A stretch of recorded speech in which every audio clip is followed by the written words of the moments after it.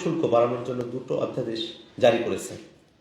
এরপরে মূল্যস্ফীতি ও ব্যবসায়িক খরচ বাড়বে, যা সাধারণ মানুষের জীবনমানের উপর নেতিবাচক প্রভাব ফেলবে।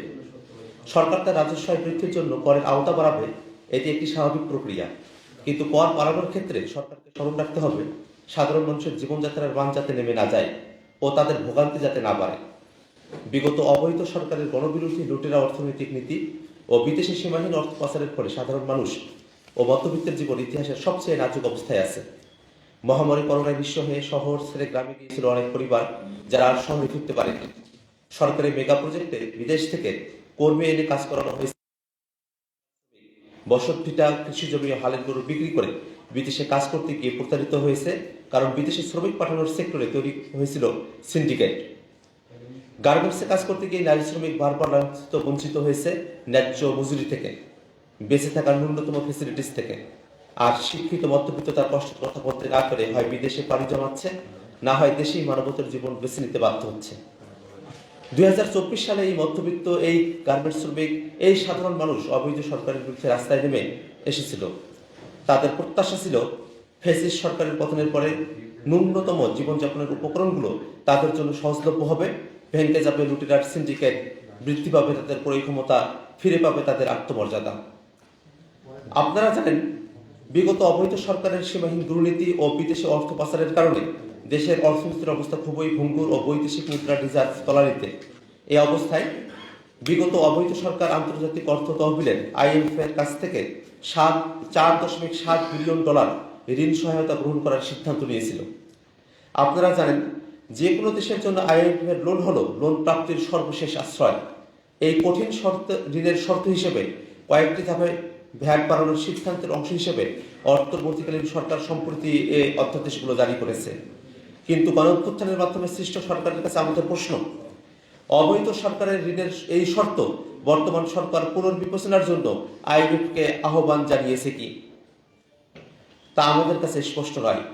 গণঅভ্যুত্থানের মাধ্যমে সৃষ্ট সরকার একটি অবৈধ সরকারের চুক্তির ধারাবাহিকতা বজায় রেখে জনগণের দুর্ভোগ বাড়াতে পারে না।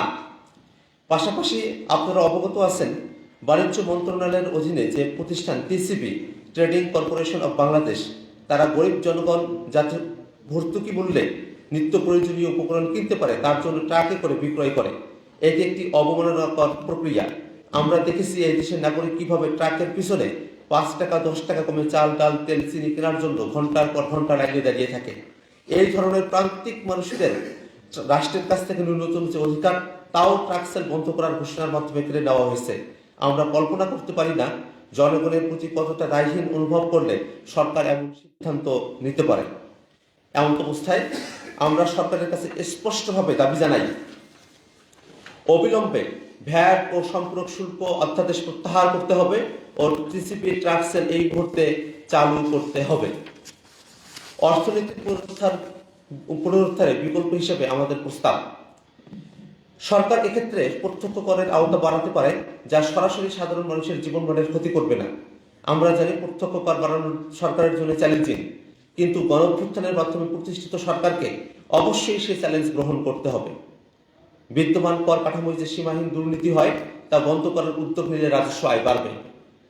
বিগত সরকার 15 বছরে বিদেশে $234 বিলিয়ন মার্কিন ডলার পাচার করেছে বলে দেবপ্রিয় ভট্টাচার্যের নেতৃত্বে শ্বেতপত্র উঠে এসেছে। সেগুলো দেশে ফেরত আনার জন্য সরকারকে কার্যকর ব্যবস্থা গ্রহণ করতে হবে। বিগত 15 বছরে দেশের ব্যাংকগুলোকে দেউলিয়া করে 92,000 কোটি টাকা লুপাট হয়েছে ও খেলাপি ঋণ বেড়ে দাঁড়িয়েছে 2 লাখ কোটি টাকার বেশি। এগুলো আদায়ের উদ্যোগ নিতে হবে। আমরা সরকারকে আহ্বান জানাবো, দেশে বিদ্যমান অর্থনীতি আদালত 2003 সরকারকে দ্রুত ট্রাইব্যুনাল করার যাবতীয় আইনি সুযোগ দিয়েছে। সরকার এই সুযোগ ব্যবহার করে দ্রুত একটি ট্রাইব্যুনাল গঠন করে খেলাপি অর্থ আদায় ও অনাদায়ে তাদের সম্পত্তি প্রয়োগ করতে পারে। আমরা সরকারকে উদাত্তভাবে আহ্বান জানাচ্ছি, বর্তমান বাজার পরিস্থিতিতে সাধারণ মানুষকে নতুন করে দুর্ভোগের দিকে ঠেলে দেওয়াকে আমরা কোনোভাবেই সমর্থন করি না। এমন কিছু করবেন না যাতে রক্ত দিয়ে স্বৈরাচার উৎখাত করা সাধারণ জনগণের জীবনযাপনের কষ্ট বেড়ে যায়। ধন্যবাদ সকলকে। সুপ্রিয় সাংবাদিক বন্ধুগণ, আপনারা জেনে থাকবেন, IMF এর ঋণের বোঝা টানতে গিয়ে অন্তর্বর্তীকালীন সরকার প্রায় শতাধিক পণ্যের তারা নতুন করে মূল্য সংযোজন কর, ভ্যাট এবং শুল্ক বাড়িয়েছে। আমরা দেখি গুঁড়া দুধ, যেটা শিশুদের এবং আমাদের অন্যান্য প্রয়োজন ব্যবহার করতে হয়, এরকম নিত্য প্রয়োজনীয় জিনিসগুলোর উপরে ভ্যাট আরোপ করা হয়েছে। মানুষ আসলে খাবে কি? মানুষের জীবনের নিরাপত্তা কোথায়, জীবিকার নিরাপত্তা কোথায়, সেটা নিয়ে আমাদের মনে প্রশ্ন তৈরি হয়েছে। আমরা সরকারের কাছে আহ্বান জানাবো, IMF যে শর্ত দিয়েছে সেই শর্তের মধ্যে আপনাদেরকে কেন বাধ্য থাকতে হবে?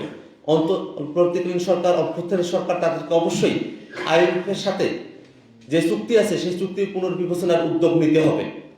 একই সাথে সারা দেশে এই কর বাড়ানোর ভিতর দিয়ে মুদ্রাস্ফীতিও বাড়বে, মূল্যস্ফীতিও বাড়বে, যা আমাদের জীবনমানকে দুর্বিষহ করে তুলবে। আমরা সরকারকে আহ্বান জানাই যাতে এমন কোনো পদক্ষেপ সরকার গ্রহণ না করে যার কারণে মুদ্রাস্ফীতি এবং মূল্যস্ফীতি উভয়ই বৃদ্ধি পায় এবং জনগণের জীবনে নাভিশ্বাস তৈরি হয়। একই সাথে আমাদের দাবি থাকবে, আপনারা জেনে থাকবেন যে শ্বেতপত্র প্রকাশ হয়েছে, সেখানে একেবারে ডাটা ধরে ধরে যেগুলো প্রকাশিত, সেই প্রকাশিত ডাটার মধ্যে থেকেই আমরা দেখতে পাই যে $234 বিলিয়ন পাচার করা হয়েছে। এক পদ্মা সেতু করতে $3 বিলিয়ন কাছাকাছি খরচ হয়েছে।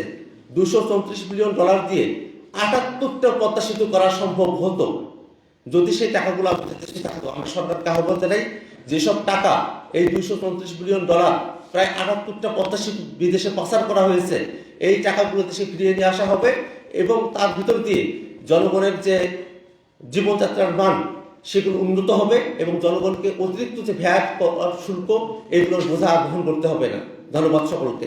আপনাদের কোনো প্রশ্ন থাকলে জানাতে পারেন।